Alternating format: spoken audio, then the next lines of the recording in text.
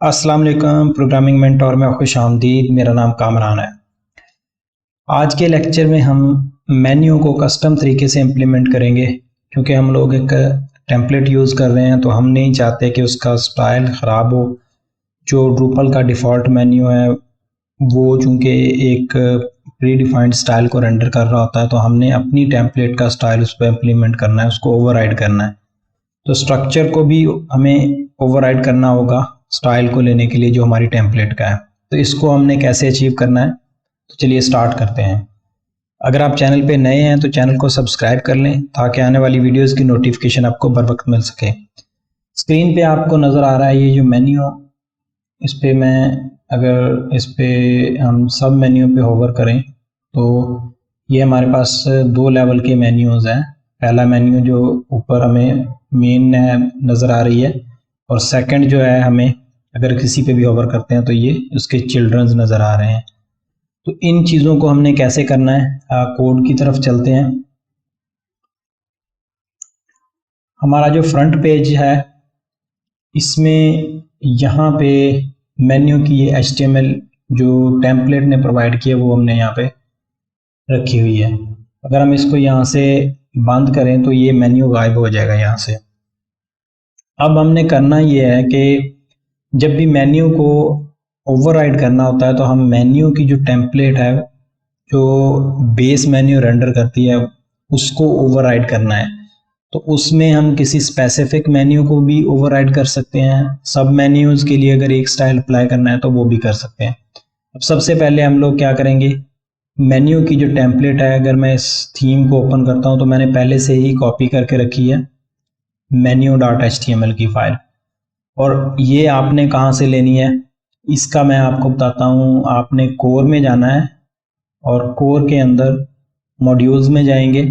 ये किसी थीम में नहीं पड़ी होगी, ये मॉड्यूल में पड़ी होगी जो ड्रूपल का सिस्टम का मॉड्यूल होता है जो कि हर स्मॉल फीचर को रेंडर करता है, जो कंपोनेंट्स बने होते हैं उनको रेंडर करता है। तो उस मॉड्यूल में ये हमें मिलेगी। तो हम यहाँ से ढूंढेंगे सिस्टम्स का मॉड्यूल। तो ये सिस्टम का मॉड्यूल पड़ा है, इसको ओपन करते हैं। इसमें हमारे पास टेम्पलेट्स के अंदर ये सारी टेम्पलेट्स पड़ी हैं जो छोटे छोटे कंपोनेंट्स को भी रेंडर कर रही हैं, जैसे चेक बॉक्सेस हैं, डेट है, फील्ड लेवल तक की जो टेम्पलेट्स हैं वो सारी इसी के अंदर आपको मिलेंगी।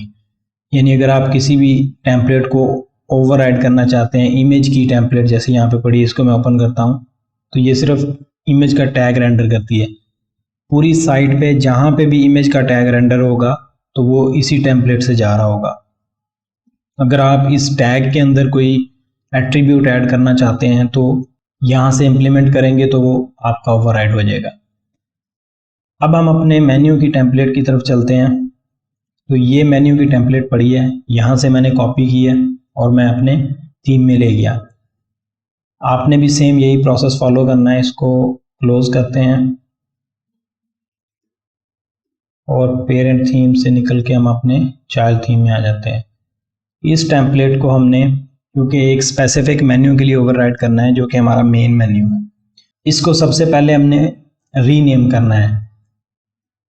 एडमिन की तरफ चलते हैं और स्ट्रक्चर में हमारे पास मेन्यू जो है हमने उसका मशीन नेम देखना है कि कौन सा मेन्यू है जिसको हमने इस टेम्पलेट को असाइन करना है। अगर आप किसी भी मेन्यू को असाइन करेंगे, जैसे फुटर है, नेविगेशन है या टूल्स है, तो इनमें से जिस मेन्यू को असाइन करना है उसको एडिट करें। जैसे मैं मेन नेविगेशन को एडिट करता हूं तो यहाँ पे ये जो इसका मशीन नेम है मेन, तो हमने इसको कॉपी करना है और यहाँ से इसको रीनेम करेंगे।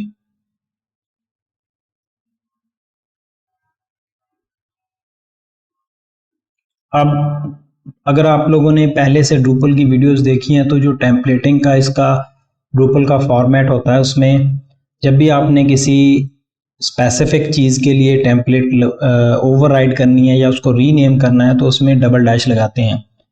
तो यहाँ पे हम लोग डबल डैश लगाएंगे और इसमें हमने मेन जो हमारा मेन मेन्यू है उसका मशीन नेम यहाँ पे इम्प्लीमेंट कर देंगे।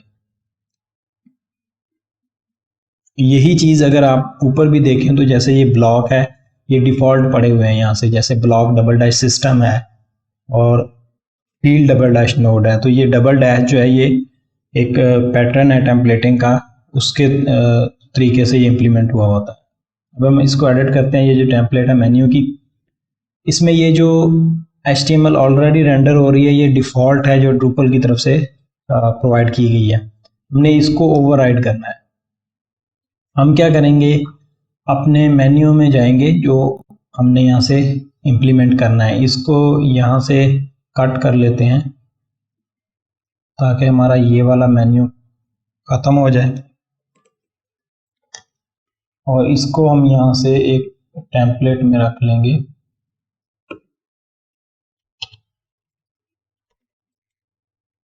यहाँ पे इसको मैंने सेव कर लिया है। अब वापस जाते हैं। अब इस जगह पे हमने मेन्यू को कैसे रेंडर करना है, तो हमें यहाँ पे रीजन प्रिंट करना है। वो रीजन जो पहले से ही पेज की टेम्पलेट में रेंडर हो रहे हैं, हम उसी को कॉपी करेंगे जो हमारे थीम में पहले से बने पड़े हैं और यहाँ पे इम्प्लीमेंट भी हुए हैं।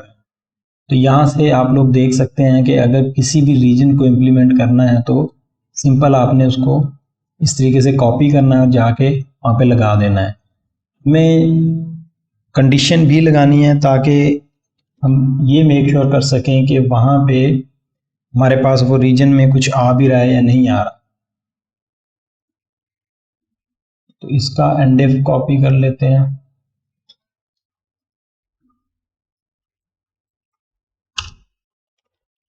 और इसमें अब हमने ये वाला जो है अपना रीजन जिसमें हम मेन्यू प्रिंट करेंगे, इसको पेस्ट कर देते हैं। आप लोग अगर रीजन नया बनाना चाहते हैं तो नया भी रीजन इन्फो की फाइल में रजिस्टर हो सकता है, और वो वाला आपने यहाँ पे आके पेस्ट करना है। ये वाला नेम कॉपी करेंगे, यही नेम हम ऊपर भी पेस्ट करेंगे ताकि इस कंडीशन में मेक श्योर हो कि यही वाला रीजन जो है अंदर प्रिंट हो रहा है। सेव करते हैं। अब हम इस रीजन में जो भी ब्लॉक प्लेस करेंगे मेन्यू का, वो यहाँ पे रेंडर होगा। हमने क्या करना है, जो मेन्यू का ब्लॉक है जो हमने यहाँ पे ये टेम्पलेट ओवरराइड कर रहे हैं, जब हम मेन्यू का ब्लॉक प्लेस करेंगे तो वो ये वाली टेम्पलेट पिक करेगा और ऑटोमेटिकली हमारी जो HTML थी वही वाली रेंडर होगी। अब हमने जाना है एडमिन की तरफ और यहाँ से एक दफ़ा कैशे क्लियर करते हैं।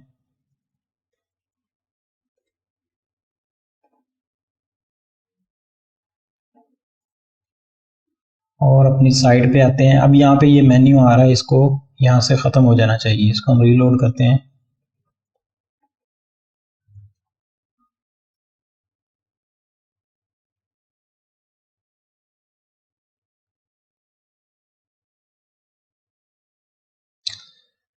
ठीक है, तो हमारा वो टेम्पलेट का मेन्यू है वो ख़त्म हो चुका है, लेकिन जो डिफ़ॉल्ट हमने रीजन प्रिंट किया है उसमें ऑलरेडी एक ब्लॉक ऐड हुआ हुआ है। अगर हम यहाँ से स्ट्रक्चर में जाएं और स्ट्रक्चर में मेन्यू का जो रीजन है उसमें हमने प्राइमरी मेन्यू में मेन मेन्यू का रीजन ऐड किया होगा। यहाँ से ये प्राइमरी मेन्यू में हमने मेन मेन्यू का रीजन ऐड किया हुआ है, और मेन मेन्यू के अंदर हमने 3 लिंक ऐड किए हुए हैं जो यहाँ से रेंडर हो रहे हैं।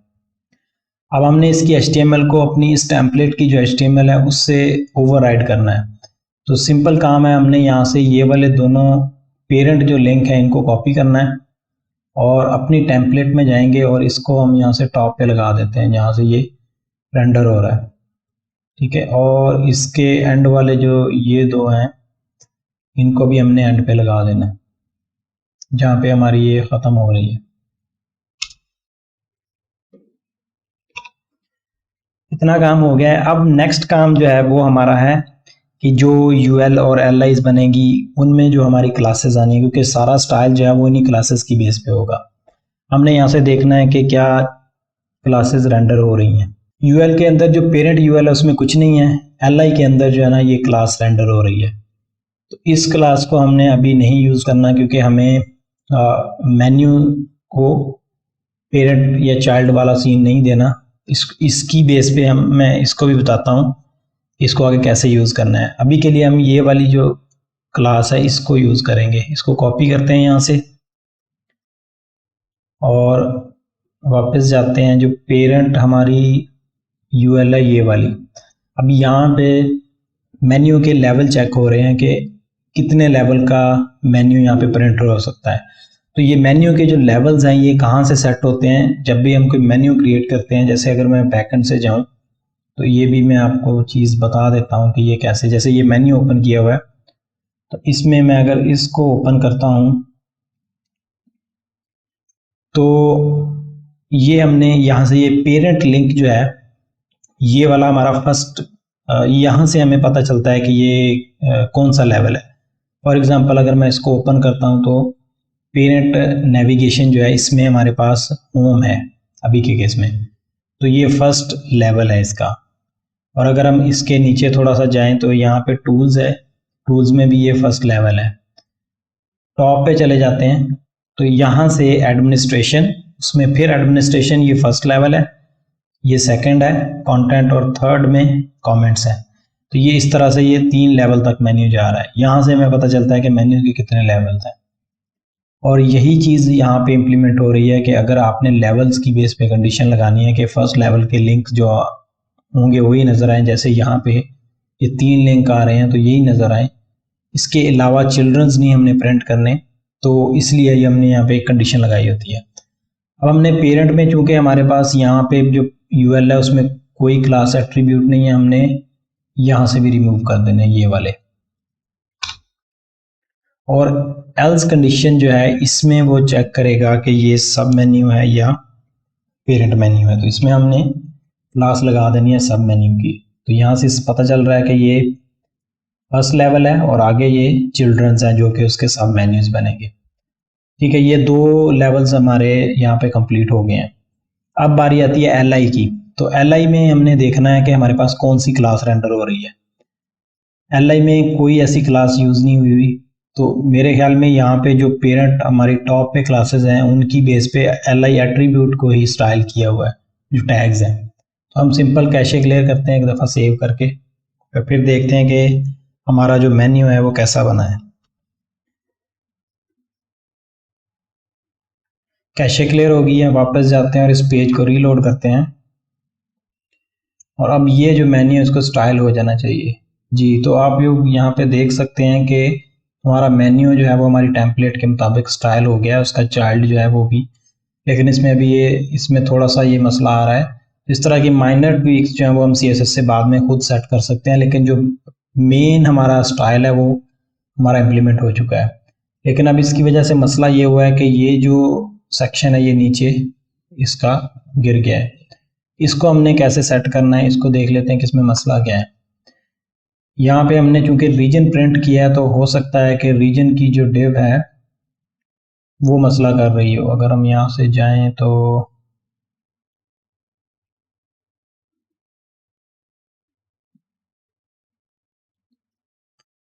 ये रीजन है, चूंकि हमने मेन्यू का रीजन प्रिंट किया है तो इसी की वजह से मसला आ रहा है, क्योंकि ये भी डिव्स हैं और ये वाली जो है ये डिस्प्ले ब्लॉक पे लगी हुई है यहाँ से, इसकी वजह से वो जो राइट साइड वाला है वो नीचे गिर गया है। अगर हम इसका स्टाइल डिस्प्ले यहाँ से सेट कर देते हैं इनलाइन ब्लॉक,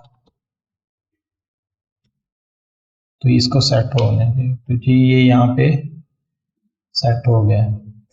तो ये हम इस तरह से इसका इस वाली क्लास पे डिस्प्ले इनलाइन ब्लॉक लगाएंगे तो ये सेट हो जाएगा हमारा। इस तरीके से हमारा ये मेन्यू इम्प्लीमेंट हो गया है। अब हम जितने भी लिंक्स ऐड करते जाएंगे वो सारे के सारे लिंक जो है वो इसी तरह से आगे बढ़ते जाएंगे और उनके चिल्ड्रन जो है वो नीचे प्रिंट होते जाएंगे। अब CSS से ये वाला जो मसला है कि इस पे ये बाहर की तरफ निकल रहा है, इसका ओवर इफेक्ट, इसको भी हम माइनर सा फिक्स है ये भी हम कर सकते हैं, तो इसमें कोई मसला नहीं है। तो इस तरीके से हम लोग किसी भी मेन्यू को ओवरराइड कर सकते हैं अपनी टेम्पलेट या थीम के लिहाज से, और स्पेसिफिक करना है तो स्पेसिफिक नेम के साथ करें, और अगर ग्लोबली स्टाइल करना है तो ग्लोबली जो मेन्यू की टेम्पलेट है उसको ओवरराइड कर दें तो वो यहाँ पे इम्प्लीमेंट हो जाएगा। नेक्स्ट लेक्चर में हम लोग अगले सेक्शन को इम्प्लीमेंट करेंगे। वीडियो अच्छी लगी तो लाइक करें, शेयर करें और चैनल को सब्सक्राइब करें। Thank you.